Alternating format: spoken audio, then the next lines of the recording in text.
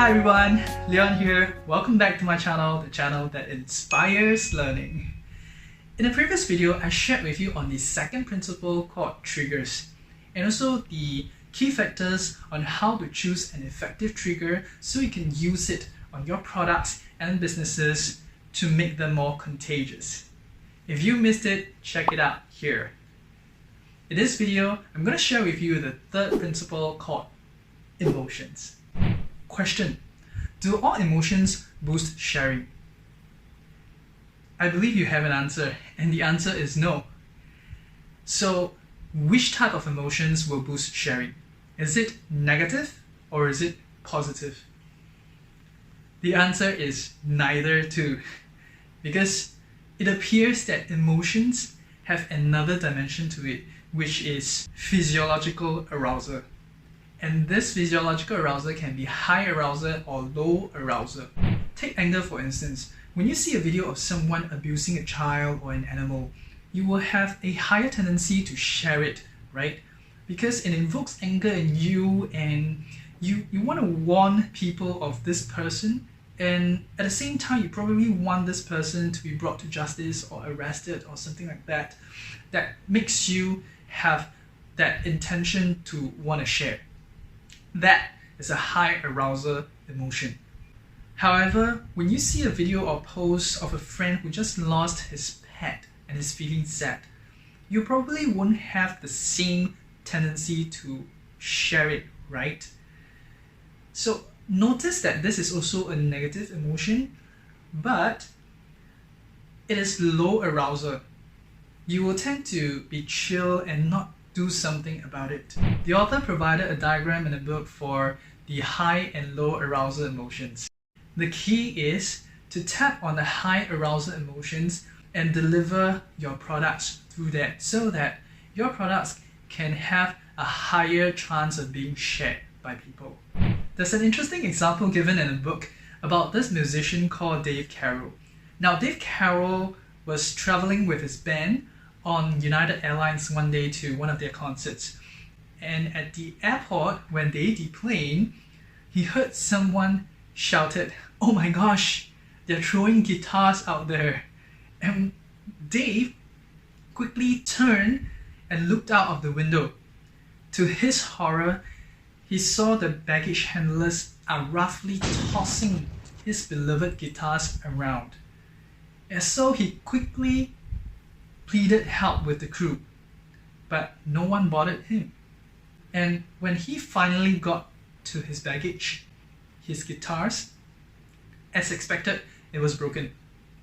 So he sought damages from United Airlines, and it was denied. In the end, he was so angry that he put all these emotions into a song and posted it online. Within 4 days, it got over 1 million views, and within that 4 days, United Airlines share dropped by 10%, which is equivalent to about $180 million. So you see how powerful an emotion can be. So if you want to tap on emotions and spread your ideas or products, tap on one that is high arousal, because this will make people want to act on them. I would like to use the COVID-19 situation right now to share an example again. I believe most of us would have heard about the news on toilet paper hoarding, right? When people share photos about empty shelves and people putting stacks of toilet papers onto their trolleys, what it creates is fear and anxiety. Because this is something that is not commonly seen, right? And then suddenly so many people are hoarding up on toilet papers. What is happening? It causes anxiety, and anxiety is a high arousal emotion. People feel the need to do something about it, even though it is not logical to me personally. And therefore, emotions, when used properly, is a very powerful force to move things. If you think that's all, there's more.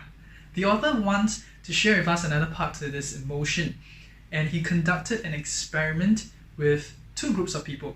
One group was asked to sit and relax, and the other group was asked to jog lightly on the spot.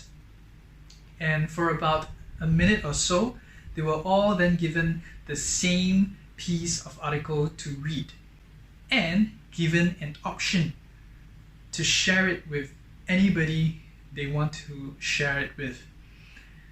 Guess what's the purpose of this experiment? The author wants to know if this physiological arousal goes beyond emotion. Meaning, will it induce people to share if it's just physical activity to arouse the body? For example, like light jogging and brisk walking and so on. And guess the result. It's positive. The participants who were asked to jog lightly in place have a higher tendency to share. Their shareability rate was almost twice that of the participants who did not do anything. Interesting, isn't it? So, next time, if you want to induce some interactions or sharing of ideas among team members or your group members, probably a solution could be asking them to jog lightly in place or go for a brisk walk. The next principle is public. It tells us how important it is for our products and services to be observable and visible in the public. And it also tells us how an anti-drug campaign can have the opposite effect just because of how it was delivered. So, if you're interested, hit the subscribe button and be notified of my next release. In the meantime, do check out my other videos on the learnings from books I've read in the 5 love languages and start with why. I hope this video has brought value to you. If you like this video, subscribe to my YouTube channel for weekly updates on the learnings from books I've read in relationship, business, and personal development. Or share it with a friend you care about. Because when you share, you're not just sharing a video, you're sharing content that could make a difference in people's lives. I thank you for watching, wish you well, and see you in the next video.